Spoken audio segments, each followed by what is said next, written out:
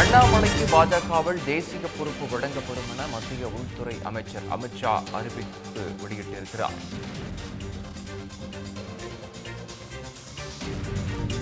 அண்ணாமலைக்கு பாஜகவில் தேசிய பொறுப்பு வழங்கப்படும் என மத்திய உள்துறை அமைச்சர் அமித்ஷா அறிவிப்பு விடுத்திருக்கிறார். அதனை அண்மை செய்தியாக நாம் பார்த்துக் கொண்டிருக்கிறோம். அண்ணாமலைக்கு பாஜகவில் தேசிய பொறுப்பு வழங்கப்படும் என மத்திய உள்துறை அமைச்சர் அமித்ஷா அறிவித்திருக்கிறார்.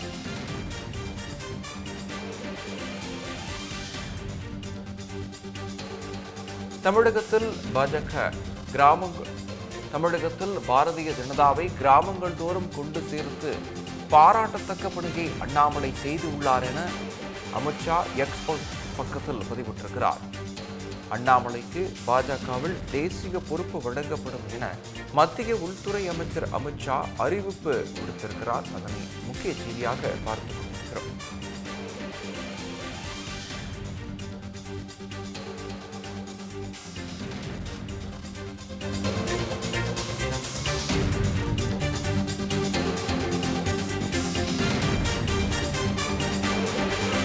அண்ணாமலைக்கு பாஜகவில் தேசிய பொறுப்பு வழங்கப்படும் என மத்திய உள்துறை அமைச்சர் அமித்ஷா தன்னுடைய எக்ஸ் வலைதள பக்கத்தில் பதிவிட்டிருக்கிறார். அந்த காட்சிகளை பார்த்துக் கொண்டிருக்கிறோம்.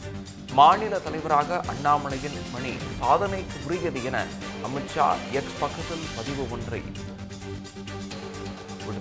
விடுத்திருக்கிறார். அண்ணாமலைக்கு பாஜகவில் தேசிய பொறுப்பு வழங்கப்படும் என மத்திய உள்துறை அமைச்சர் அமித்ஷா அறிவிப்பு விடுத்திருக்கிறார். தமிழகத்தில் பாரதிய ஜனதாவை கிராமங்கள் தோறும் கொண்டு சேர்த்து பாராட்டத்தக்க பணியை அண்ணாமலை செய்துள்ளார் என அமித்ஷா புகழாரம்.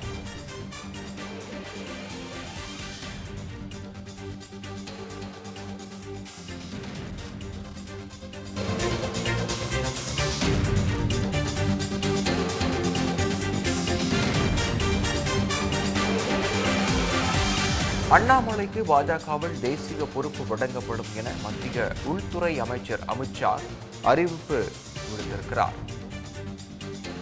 தமிழகத்தில் பாரதிய ஜனதாவை கிராமங்கள் தோறும் கொண்டு சேர்த்து பாராட்டத்தக்க பணியை அண்ணாமலை செய்துள்ளார் என அமித்ஷா எக்ஸ் பக்கத்தில் பதிவு ஒன்றை விடுத்திருக்கிறார்.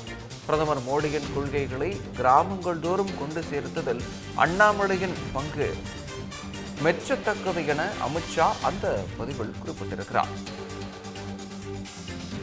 அண்ணாமலைக்கு பாஜகவில் தேசிய பொறுப்பு வழங்கப்படும் என மத்திய உள்துறை அமைச்சர் அமித்ஷா அறிவிப்பு விடுத்திருக்கிறார்.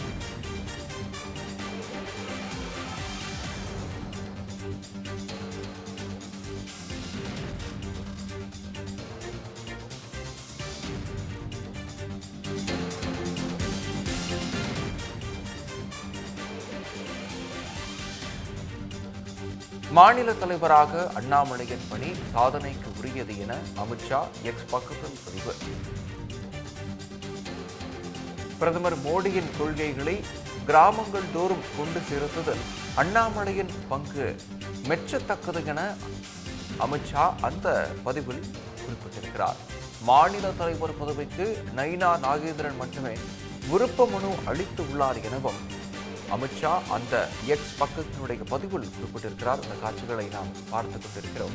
அண்ணாமலைக்கு பாஜகவில் தேசிய பொறுப்பு வழங்கப்படும் என மத்திய உள்துறை அமைச்சர் அமித்ஷா எக்ஸ் பக்கத்தில் அறிவிப்பொன்றை வெளியிட்டிருக்கிறார். தமிழகத்தில் பாரதிய ஜனதாவை கிராமங்கள் தோறும் கொண்டு சேர்த்து பாராட்டத்தக்க பணியை அண்ணாமலை செய்து உள்ளார் எனவும் அமித்ஷா தன்னுடைய எக்ஸ் பக்கத்தில் பதிவிட்டிருக்கிறார்.